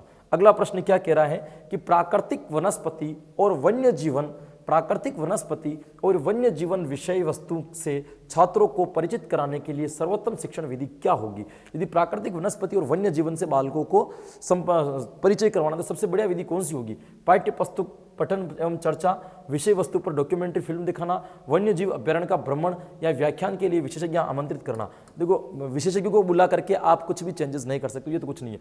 वन्य जीव का भ्रमण ये हो सकता है, विषय वस्तु पर डॉक्यूमेंट्री फिल्म दिखाना ये भी हो सकता है, पाठ्य पुस्तक पर पठन एवं चर्चा ये नहीं हो सकता। प्राकृतिक वनस्पति वन्य जीवन विषय वस्तु से छात्रों को परिचित कराना है, प्राकृतिक चीजों के बारे में बताना है और वन्य जीवों के बारे में बताना है। यहाँ पे देखिए दो उत्तर है, एक तो विषय वस्तु पर डॉक्यूमेंट्री फिल्म दिखाना या वन्य जीव अभ्यारण्य का भ्रमण कराना। बालकों को अभ्यारण्य में भ्रमण करवाने के लिए आप नहीं ले जा सकते हो, कई प्रकार के वहां पे खतरे भी हो सकते हैं। ये कह रहा है कि सर्वोत्तम शिक्षण विधि क्या रहेगी, वन्य जीव ले जा करके नहीं घुमा सकते हो। आप क्या कर सकते हो, बालक को डॉक्यूमेंट्री फिल्म दिखा सकते हो कक्षा के अंतर्गत। डॉक्यूमेंट्री फिल्मों के बारे में, प्राकृतिक के बारे में भी बता सकते हो और जीव जंतुओं के बारे में भी बता सकते हो। यहाँ पे जो आपका सही उत्तर निकल जाएगा दोस्तों, क्या निकलेगा, बी वाला उत्तर बिल्कुल सही होगा, डॉक्यूमेंट्री फिल्म दिखाना। ये देखिए अगला प्रश्न, खुली किताब मूल्यांकन का मुख्य उद्देश्य क्या है? खुली किताब मूल्यांकन का मुख्य उद्देश्य क्या है? विद्यार्थी उत्तर ठीक पाठ्यपुस्तकों के अनुसार करते हैं। विद्यार्थियों पर सभी तथ्यों और विवरणों को कंठस्थ करने का भार अनुभव नहीं होगा। अध्यापकों को नए प्रश्न बनाने का दबाव नहीं रहेगा, या विद्यार्थियों को अतिरिक्त पुस्तकों की पढ़ने की आवश्यकता नहीं रहेगी। ये कह रहे खुली किताब मूल्यांकन का मुख्य उद्देश्य क्या है? देखो ये तो नहीं है। अध्यापकों को नए प्रश्न बनाने का दबाव नहीं रहेगा, ये भी नहीं है। विद्यार्थियों पर सभी तथ्यों और विवरणों को कंठस्थ करने का भार अनुभव नहीं होगा, यह बिल्कुल सही हो सकता है। विद्यार्थी उत्तर पाठ्य पुस्तकों के अनुसार कर सकते हैं, नहीं, ये बी वाला बिल्कुल सही है। विद्यार्थियों को सभी तथ्यों और विवरणों को कंठस्थ करने का भार अनुभव नहीं होगा। खुली किताब का मतलब होगा एक साथ में न रह करके, जैसे जैसे टुकड़ों टुकड़ों में आप मूल्यांकन ले रहे हो ना, तो बालकों को भार महसूस नहीं होगा कि मुझे एक चीज को कंठस्थ याद कर देना चाहिए। यहाँ पे आपका सही उत्तर निकल जाएगा दोस्तों, वो भी क्या निकलेगा? आपका बी निकल जाएगा। और ये रहा आपका अगला प्रश्न। ये कह रहा है आदिवासी विषयक परिचय कराने के लिए सर्वोत्तम सम्मानजनक नीति होगी। ये कह रहा है आदिवासी विषयक, आदिवासी का कोई विषय है, उनको आपको परिचय कराना है, तो सबसे सम्मानजनक नीति कौन सी होगी? उनके आदिम और देहाती भूतकाल पर चर्चा करना, उन्हें संपन्न और शक्तिशाली वनवासी के रूप में चित्रित करना, उनके रंगीन वेशभूषा को प्रदर्शित करना, जनजाति गायन नृत्य को पर्दे पर दिखाना। देखो इससे कुछ नहीं होगा। उनके रंगीन वेशभूषा को प्रदर्शित करना, यह भी इसका उत्तर नहीं हो सकता है। उन्हें संपन्न और प्रतिभाशाली वनवासी के रूप में चित्रित करना, यह सही हो सकता है। या उनके आदिम और देहाती भूतकाल पर चर्चा करना, यह भी नहीं हो सकता। यहाँ पे सही उत्तर यही होगा दोस्तों, उन्हें संपन्न और शक्तिशाली वनवासी के रूप में चित्रित करना। यदि आप किसी आदिवासी विषय के रूप में चर्चा कर रहे हो ना, तो उसको ऐसा मत बताओ, उसको कैसा बताना है आपको? संपन्न शक्तिशाली बताना है, वनवासी के रूप में चित्रित करना। तो यहाँ पे कह रहा है आदिवासी विषय परिचय कराने के लिए सर्वोत्तम सम्मानजनक नीति होगी, वह होगी आपकी बी। यहाँ पे भी आपका जो सही उत्तर निकलेगा वो क्या निकल जाएगा दोस्तों? बी जो होगा बिल्कुल सही आंसर हो जाएगा। ये लीजिए आपका अगला प्रश्न। अगला प्रश्न कह रहा है कि पाठ्यक्रम के क्षेत्र में शामिल हैं विद्यालय की आंतरिक क्रियाएं, विद्यालय की बाह्य क्रियाएं, उक्त दोनों या दोनों नहीं। देखो पाठ्यक्रम का मतलब वही अभी अपन ने पढ़ा था थोड़ी देर पहले, पाठ्यक्रम का मतलब दोनों, जहां बालक अधिगम करता है, विद्यालय के बाहर भी करता है, विद्यालय के अंदर भी करता है, नो डाउट। यहाँ पे सी सही होगा, दोनों बिल्कुल पाठ्यक्रम के क्षेत्र में दोनों चीजें शामिल होती हैं, विद्यालय के अंदर वाली और विद्यालय के बाहर वाली भी। ये लीजिए अगला प्रश्न। अगला प्रश्न क्या कह रहा है आपको? अगला प्रश्न ये कह रहा है कि सामाजिक अध्ययन के शिक्षक को बल देना चाहिए। एक सामाजिक विज्ञान के यदि आप टीचर हो तो आपको सर्वाधिक बल किसके ऊपर देना चाहिए? ये कह रहा है विषय को संबंधित सूचना देने पर, विद्यार्थियों की सामाजिक मुद्दों के प्रति चिंतन शक्ति के विकास पर, विद्यार्थियों को परीक्षा के लिए तैयार करने पर, विद्यार्थियों की भाषा विकास पर। देखो भाषा विकास पर कोई सामाजिक टीचर बल नहीं देगा, परीक्षा के लिए तैयार करना भी सही नहीं है, विषय से संबंधित सूचना देना भी एक उद्देश्य नहीं है। ये कह रहा है सर्वाधिक बल देना चाहिए, तो सर्वाधिक बल देना चाहिए सामाजिक मुद्दों के प्रति चिंतन शक्ति विकसित करना, कि कौन कौन से सामाजिक मुद्दे अभी ज्वलंत हैं जो चल रहे हैं, या पहले कौन कौन सी सामाजिक क्रियाएं अच्छी हैं नहीं है, कैसी कैसी आपको भागीदारी निभानी है, सोचने के लिए, चिंतन करने के लिए मजबूत कर देना। बी जो होगा यहाँ पे आपका क्या हो जाएगा दोस्तों? सही आंसर हो जाएगा। ये देखिए अगला प्रश्न। आगमनात्मक अधिगम निम्नलिखित में से किस विधा का विरोधाभासी है? आगमन विधि के द्वारा जो आप अध्ययन करवाते हो, इनमें से किस विधि का वो विरोध करता है? विरोधाभासी मतलब ऑपोजिट है। संरचनात्मक प्रशिक्षण, अनुकरण, निपुणात्मक अधिगम या व्याख्यात्मक शिक्षण। देखिए संरचनात्मक शिक्षण, अनुकरण और निपुणात्मक अधिगम से कोई लेना देना नहीं है इसका। ये यदि आगमनात्मक अधिगम यदि किसी का विरोधाभासी है तो वो है व्याख्यात्मक शिक्षण का, क्योंकि व्याख्यात्मक शिक्षण अध्यापक केंद्रित है जबकि आगमनात्मक शिक्षण बाल केंद्रित है। तो बिल्कुल व्याख्यात्मक शिक्षण का विरोधाभासी कहलाएगा। तो यहाँ पे जो आपका सही उत्तर निकलेगा वो क्या निकल जाएगा दोस्तों? डी जो होगा बिल्कुल सही आंसर निकल जाएगा। ये देखिए अगला प्रश्न क्या कहता है? एक आत्म केंद्रित, एक आत्मनिर्देशित, आत्म अनुशासित सोच जो एक उचित तरीके से गुणवत्ता के उच्चतम स्तर पर तर्क करने का प्रयास होता है, उसे क्या कहेंगे अपन? जटिल सोच, बुद्धिमान सोच, अमूर्त सोच या आलोचनात्मक सोच? एक आत्मनिर्देशित, आत्म अनुशासित सोच को जो एक तरीके से गुणवत्ता के उच्चतम स्तर पर तर्क करने की बात करता है, तो वो तर्क किससे करते हैं? चिंतन के द्वारा। यहाँ पे चिंतन किससे करें? अमूर्त सोच, बुद्धिमान या जटिल सोच से नहीं देते, आलोचनात्मक सोच के द्वारा प्रयास किया जाना चाहिए। यहाँ पे डी उत्तर बिल्कुल सही हो जाएगा, आलोचनात्मक सोच। दोस्तों आवाज बहुत ज्यादा खराब है ना, समझना थोड़ा ध्यान से, है ना। सामाजिक अध्ययन के शिक्षण में ऐतिहासिक स्थलों का भ्रमण उपयोगी है। सामाजिक विज्ञान के अंतर्गत बालकों को ऐतिहासिक चीजें घूमने के लिए क्यों लेकर के जाया जाता है? विषय के प्रति रुचि उत्पन्न करने के लिए, प्रत्येक सूचना प्रदान करने में, विषय वस्तु को बेहतर समझने में, या उपयुक्त सभी। देखो तीनों काम है, विषय के प्रति रुचि उत्पन्न करने के लिए भी लेकर के जाया जाता है, प्रत्येक सूचना देने के लिए भी, और विषय वस्तु को बेहतर समझाने के लिए भी। यहाँ पे आपका उत्तर जो होगा दोस्तों क्या सही हो जाएगा? डी वाला उत्तर बिल्कुल सही हो जाएगा। ये देखिए परियोजना एक उद्देश्यपूर्ण कार्य है जो संलग्नता के साथ सामाजिक वातावरण में किया जाता है, यह परिभाषा किसके द्वारा दी गई है? तो यह परिभाषा दी गई है दोस्तों किलपैट्रिक के द्वारा। किसके द्वारा दी गई है भाई? किलपैट्रिक के द्वारा दी गई है। तो यहाँ पे जो सही उत्तर होगा ये किसके द्वारा दी गई है? तो किलपैट्रिक के द्वारा दी गई है। डी जो होगा बिल्कुल यहाँ पे सही आंसर होगा आपका। ये लीजिए, सामाजिक विज्ञान का अध्ययन वैज्ञानिक है। भाई सामाजिक विज्ञान का अध्ययन वैज्ञानिक है, क्यों है? सामाजिक अध्ययन के विज्ञान को वैज्ञानिक अध्ययन क्यों कहा जाता है? क्या कारण है कि इसकी विषय वस्तु में वैज्ञानिक शब्दावली का प्रयोग है। यह सामाजिक अध्ययन को विज्ञान कहने की मांगों को पूरा करता है। इसके अंतर्गत क्रमबद्ध तरीके से प्रमाणित ज्ञान को अर्जित किया जाता है। यह पाठक को समाज के वैज्ञानिक अध्ययन करने में सहायता करता है। ये तो नहीं है दोस्तों। इसकी विषय वस्तु में वैज्ञानिक शब्दावली का प्रयोग है, नहीं, इसकी भी नहीं हो सकता। यह सामाजिक अध्ययन को विज्ञान कहने की मांगों को पूरा करता है कि सामाजिक विज्ञान उन्होंने कहा कि नहीं इसको भी विज्ञान को, इसलिए इसको विज्ञान कहते हैं, नहीं। इसका जो सही उत्तर हो जाएगा सी हो जाएगा बिल्कुल। इसके अंतर्गत क्रमबद्ध तरीके से प्रमाणित ज्ञान को अर्जित किया जाता है। जहां पे क्रमबद्ध तरीके से प्रमाणित ज्ञान को अर्जित किया जाता है, क्रमबद्ध तरीके से अध्ययन करना ही अपने आप में एक विज्ञान है। यहां पे जो सही उत्तर होगा आपका क्या हो जाएगा दोस्तों? सी जो होगा बिल्कुल सही उत्तर हो जाएगा। और यह रहा आपका अगला प्रश्न। अगला प्रश्न क्या कह रहा है? सामाजिक विज्ञान शिक्षण के लिए आप वृत्तांतों नहीं दोस्तों, आप वृत्तांतों का प्रयोग क्यों करेंगे? दिए गए विकल्पों में से सबसे उचित कारण को चुनिए। आप सामाजिक शिक्षण पढ़ा रहे हो तो इसमें बीच बीच में वृत्तांत का प्रयोग क्यों करेंगे? रिलेटेड बात क्यों कहेंगे? कक्षा को मनोरंजन एवं सजीव बना सकें, अवधारणाओं को सजीव वास्तविकताओं के साथ जोड़ सकें, पाठ्यक्रम को पूर्णता को सुनिश्चित कर सकें, शिक्षार्थियों को संवेदनशील बना सके जिससे उचित आदर्श पता कर सके। देखो, कक्षा में मनोरंजन और सजीव बनाने के लिए तो वो वृत्तांत नहीं कहता। अवधारणा को सजीव वास्तविकता के साथ जोड़ सके, ये थोड़ा बहुत सही हो सकता है। पूर्णता सुनिश्चित करे, ये भी नहीं। शिक्षार्थियों को संवेदनशील बना सके जिससे वो उचित आदर्श को प्राप्त कर सके। सामाजिक विज्ञान में वृत्तांत क्यों सुनाए जाएंगे? ये तो होगी अवधारणाओं को सजीव वास्तविकताओं के साथ में जोड़ सकें, इसके लिए बनाई जा सकती है। आप किसी भी चीज का वृत्तांत सुना रहे हो ना, तो वृत्तांत क्यों सुनाओगे कि जो आपके वातावरण में हो रहा है उसके साथ में कहने के संबंध स्थापित कर सकें, इसीलिए आप उसके रिलेटेड बात सुनाओगे। डी से ज्यादा बी सही लग रहा है, सही, यहाँ पे बी सही कर दो दोस्तों, बी ही सही होगा। नागरिक शास्त्र के नाम पर राष्ट्रीय पाठ्यचर्या रूपरेखा 2005 में बदलाव का क्या सुझाव दिया गया कि 2005 में नागरिक शास्त्र के स्थान पर किस विषय को जोड़ना चाहिए या नाम क्या देना चाहिए? तो क्या सुझाव रहा? सामाजिक, राजनीतिक विज्ञान, अर्थशास्त्र, भूगोल या इतिहास। तो दोस्तों मैं आपको बता दूं कि नागरिक शास्त्र के नाम में राष्ट्रीय पाठ्यचर्या रूपरेखा 2005 में बदलाव का सुझाव रहा कि नागरिक शास्त्र का नाम बदल करके क्या कर देना चाहिए? सामाजिक विज्ञान या राजनीतिक विज्ञान कर देना चाहिए। ये जो होगा यहाँ पे बिल्कुल सही उत्तर हो जाएगा। निम्न में से उच्च प्राथमिक स्तर पर सामाजिक विज्ञान की कक्षा में आप किस मूल्य पर सबसे अधिक बल देंगे? यानी कि इनमें से कौन सा मूल्य है जिस पर आप अपर प्राइमरी लेवल पर सबसे ज्यादा बल देंगे? वैज्ञानिक दृष्टिकोण, समानता, सहयोग या प्रतियोगिता। दोस्तों सबसे कम बल देंगे इन्होंने, क्या हुआ? इनमें सबसे कम वैज्ञानिक दृष्टिकोण पर तो बल देंगे, समानता का अधिकार के द्वारा तो शिक्षा करवाई जानी चाहिए, सहयोग की भावना का विकास करना चाहिए। सबसे कम बल देंगे प्रतियोगिता के ऊपर, प्रतिस्पर्धा की भावना के ऊपर सबसे बल कम देंगे दोस्तों, है ना, क्योंकि इससे बालकों के अंदर नकारात्मक भावनाओं का भी विकास होता है। तो डी जो होगा यहाँ पे बिल्कुल सही उत्तर हो जाएगा दोस्तों। ये देखिए अगला प्रश्न क्या कह रहा है?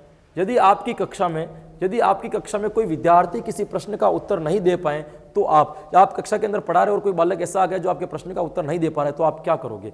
किसी अन्य विद्यार्थियों को उत्तर देने के लिए कहेंगे, उसी से एक संबंधित साधारण प्रश्न करेंगे, उसे दंड देंगे या उसे बैठने को कहेंगे? ये कह रहा है किसी अन्य विद्यार्थियों को उत्तर देने के लिए कहेंगे। बिल्कुल, क्यों कहोगे? अगर वो उत्तर नहीं दे रहा है दूसरों को क्यों कहोगे? उसी से संबंधित एक साधारण प्रश्न करेंगे, ये सही हो सकता है। हो सकता है वो प्रश्न बालकों के लिए मुश्किल हो तो उससे थोड़ा इजी वाला प्रश्न बालकों को पूछ लेंगे। दंड तो बिल्कुल भी नहीं देंगे, लेकिन हमें तो दंड ही मिलता था, है ना, लेकिन दंड नहीं देना चाहिए। उससे थोड़ा कम लेवल वाला प्रश्न पूछ लेना चाहिए। बी यहाँ पे बिल्कुल सही उत्तर हो जाएगा। ये देखिए अगला प्रश्न क्या कह रहा है? छात्रों के अवांछित आचरण के सुधार हेतु निम्न में से कौन सा तरीका सर्वोत्तम रहेगा? अवांछित आचरण, जो वांछित नहीं है, जो स्वीकार्य नहीं है, ऐसे आचरण को सुधार के लिए सबसे बढ़िया तरीका क्या है? उन्हें सजा देना, लज्जित करना, अभिभावकों की जानकारी देना, उन्हें उनकी त्रुटियों का बोध कराना। दोस्तों उन्हें सजा देने से या लज्जित करने से या अभिभावकों को बताने से कुछ नहीं होगा।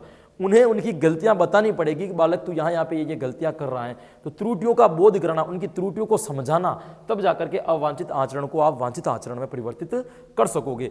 डी जो होगा यहाँ पे आपका क्या हो जाएगा? सही उत्तर हो जाएगा। ये देखिए आपका अगला प्रश्न, छात्र की पढ़ाई पर व्यक्तिगत ध्यान देने से क्या लाभ है? आप पढ़ाते पढ़ाते किसी बालक के ऊपर पर्सनली ध्यान दे रहे हो, व्यक्तिगत ध्यान दे रहे हो, उससे क्या लाभ है? उनकी बुद्धि लब्धि बढ़ती है, बालक अधिक सामाजिक बनते हैं, शैक्षिक निष्पत्ति में वृद्धि होती है, स्वास्थ्य में सुधार होता है, ये तो नहीं हो सकता दोस्तों। शैक्षिक निष्पत्ति बढ़ती है, ये भी नहीं। निष्पत्ति का मतलब होता है उपलब्धि, ये नहीं। बालक अधिक सामाजिक बनते हैं, नहीं। उनकी बुद्धि लब्धि बढ़ती है। यदि आप किसी बालक को व्यक्तिगत तरीके से पढ़ाओगे तो बालक चिंतन अधिक करेगा, है ना, अधिक सोचेगा, और अधिक पढ़ेगा तो उसका मानसिक विकास क्या होगा, अधिक होगा। ये जो होगा यहाँ पे बिल्कुल सही आंसर हो जाएगा आपका। शिक्षक और प्राचार्य एक दूसरे से, विद्यालय के अंदर टीचर और जो प्रिंसिपल होते हैं ना, वो एक दूसरे से क्या होते हैं, प्रतिद्वंदी होते हैं, मित्र होते हैं, विरोधी होते हैं या सहयोगी होते हैं। और नहीं वो मित्र होते हैं, ना वो विरोधी होते हैं, ना वो प्रतिद्वंदी होते हैं, वह एक दूसरे क्या होते हैं, सहयोगी होते हैं। टीचर प्रिंसिपल की मदद करता है, प्रिंसिपल भी टीचर की क्या करता है, मदद, एक दूसरों का सहयोग करते हुए वो आगे बढ़ते हैं। यहाँ पे जो आपका सही उत्तर निकलेगा वो क्या निकल जाएगा दोस्तों, डी वाला उत्तर बिल्कुल सही हो जाएगा।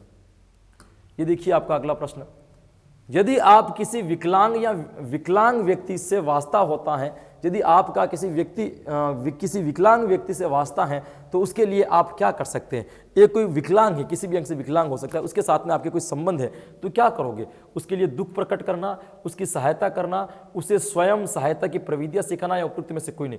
देखो दुख प्रकट नहीं करना चाहिए क्योंकि उसको और घृणा उत्पन्न होती है, नहीं उसकी मदद करनी चाहिए, उसको आत्मनिर्भर बनाना है, उससे स्वयं सहायता की प्रविधियां सिखाना कि जो जिस प्रकार का विकलांग है उसको विकलांग होते हुए भी वह अपने जीवन में इस विधि के द्वारा काम कर सकता है या अपने जीवन को बढ़िया तरीके से ना गुजार सकता है, उसके तरीके बताना। सी जो होगा बिल्कुल यहाँ पे सही आंसर हो जाएगा। ये देखिए आप एक नए शिक्षक है, अभी अभी आपकी ज्वाइनिंग लगी है ना, इसी रीट में आपकी सिलेक्शन हुई है, मान लीजिए 2021 में आपका सिलेक्शन हुआ, अभी आप नए नए टीचर हैं, विद्यार्थी आपको सुनना नहीं चाहते हैं। अब आप गए टीचर, आप बालक जो है वो आपको सुनना नहीं चाह रहे हैं, तो आप क्या करोगे। कक्षा के अंदर गए, आप नए नए टीचर, नए नए अभी आपने पढ़ाना सीखा है, कक्षा के अंदर गए और बच्चे आपको सुनने ही नहीं चाह रहे हैं, तो आप क्या करोगे। कक्षा छोड़कर चले जाएंगे, कुछ ऐसा प्रारंभ कर देंगे जिस पर वह ध्यान दें, प्रधानाध्यापक को रिपोर्ट देंगे या विद्यार्थियों को दंड देंगे। देखो विद्यार्थियों को दंड देने से, प्रधानाध्यापक को कहने से कक्षा छोड़कर चले जाएंगे नहीं। बहुत सारे टीचर होते हैं जिनके समय नियंत्रण नहीं होता ना, वो चले जाते हैं, कोचिंगों में पढ़ने के लिए आते हैं, पढ़ाने के लिए आगे मार्कर पकड़ के खड़े तो हो जाते हैं, फिर पढ़ाने के लिए जैसे स्टार्ट करते हैं बच्चों को समझ में नहीं आता तो बच्चे पीछे से अलग अलग तरीके से कमेंट करते हैं। कमेंट का मतलब ये हो गया कि बालक आपको सुनने नहीं चाह रहा है, अध्यापक क्या करेगा, नाराज होकर के कक्षा से बाहर चला जाएगा, मैं ऐसे बच्चों को पढ़ा ही नहीं सकता है, बच्चे ऐसे हैं ऐसे ऐसे। अरे बच्चे कुछ नहीं है गुरुजी, आप बच्चों को संभाल नहीं पा रहे हो, आप बच्चों को अपनी तरफ बांध नहीं पा रहे हो, आपके अंदर कमी है, बच्चों के अंदर कमी नहीं है। बच्चा कुछ नहीं जानता है, बच्चों को आपको बताना पड़ता है कि क्या है और क्या नहीं है। जैसे बहुत सारे बच्चे ऐसे प्रश्न नहीं पूछते अपन से कि सर लेवल वाले क्वेश्चन लेकर के आओ, लेवल वाले लो, लेवल वाले लो। ये तो ना बच्चा नहीं जानता है कि उसको क्या पढ़ना है और क्या नहीं पढ़ना है। आप पढ़ा रहे हो ना, आपको बताना पड़ेगा कि उसको क्या पढ़ना है और क्या नहीं पढ़ना है।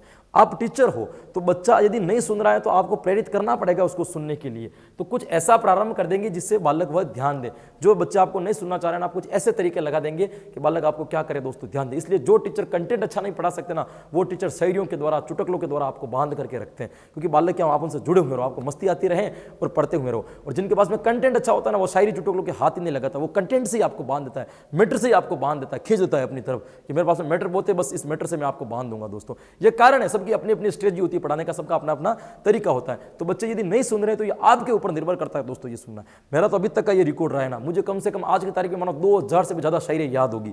याद इसलिए होगी क्योंकि मैं खुद शायरी बनाता हूं, मैं खुद शायरी लिखता हूं। इतनी शायरी मुझे, शायरी, कविताएं, छंद सब मुझे याद है जो मैं आराम से पढ़ा सकता हूं। चुटकुले तो अनलिमिटेड याद होंगे क्योंकि मैं खुद कॉमेडी शोज करता हूं ना, एंकरिंग करता हूं, ये सारी चीजें मेरे अंदर आती हैं। लेकिन मैं कभी भी क्लास में उन चीजों का प्रयोग नहीं करता हूं क्योंकि मुझे पता है अपने पास में यही बहुत है। यही अगर बच्चे बढ़ते लेंगे इससे भी क्या करेंगे, बच्चों को अपनी तरफ बांध लेंगे। ये बच्चों को रोकने का अपना अपना तरीका होता है। तो आप भी जब टीचर बनेंगे तो बच्चों को बांधने के लिए कोई ना कोई तरीका आपको अपनाना पड़ेगा। तो बच्चे अगर नहीं सुन रहे हैं तो कुछ ऐसा करना है कि बच्चे आपको सुनने लग जाएं। बी जो होगा दोस्तों यहाँ पे क्या हो जाएगा, आपका सही उत्तर हो जाएगा। ये रहा आज का आपका अंतिम प्रश्न। आज का अंतिम प्रश्न क्या कहता है, आपको स्कूलों में सांस्कृतिक कार्यक्रम किए जाने चाहिए क्योंकि स्कूलों के अंदर, विद्यालय के अंदर सांस्कृतिक कार्यक्रम क्यों करवाने चाहिए। सृजनात्मक का अवसर मिलता है, समय व्यतीत करने का अवसर मिलता है, विद्यार्थियों को सांस्कृतिक विकास होता है, या अनुशासनात्मक बनाए रखने के लिए। दोस्तों अनुशासन के लिए भी नहीं करते हैं, है ना, विद्यार्थियों के समय व्यतीत करने के लिए भी नहीं करते हैं। दो ऑप्शन बचते हैं, सृजनात्मक का अवसर मिलता है या विद्यार्थियों में सांस्कृतिक विकास होता है। दोस्तों सांस्कृतिक कार्यक्रम का आयोजन करने का मतलब ये नहीं है कि केवल और केवल बालकों में सांस्कृतिक कार्यक्रम का मतलब होता है बालक सृजन बने, विभिन्न प्रकार की क्रिएटिविटी करे जिसमें बालक के अलग अलग गुणों का भी विकास हो। तो सृजनात्मकता का विकास करने के लिए सांस्कृतिक कार्यक्रम करवाए जाते हैं, ना कि सांस्कृतिक विकास होता है। ये तो होता ही है, लेकिन विद्यालय में लक्ष्य क्या है, क्यों किए जाने चाहिए, इसके पीछे कारण ये है दोस्तों। तो ए वाला जो होगा यहाँ पे क्या हो जाएगा, आपका बिल्कुल सही उत्तर हो जाएगा। और इसी के साथ में अपन आज का जो सफर है दोस्तों पूरा करते हैं। 1750 प्रश्न जो है ना अभी तक की क्लास में अपन ने पूरे कर दिए, बहुत जल्दी अपन नजदीक आ गए हैं। और जैसा कि मैं हर बार आपको कह रहा हूं कि कोरोना बहुत भयानक चल रहा है, आप अपने आप को स्वस्थ रखें, स्वच्छ रखें, घर से बाहर निकले तो मास्क वगैरह लेकर के जाएं, लगा करके जाएं, सोशल डिस्टेंस बना करके रखें। आपकी एक छोटी सी गलती आपके परिवार के लिए, आपके लिए बहुत बड़ी घातक हो सकती है। दोस्तों मिलते हैं अगली बार ऐसे ही 50 प्रश्नों के साथ में, तब तक के लिए राधे राधे।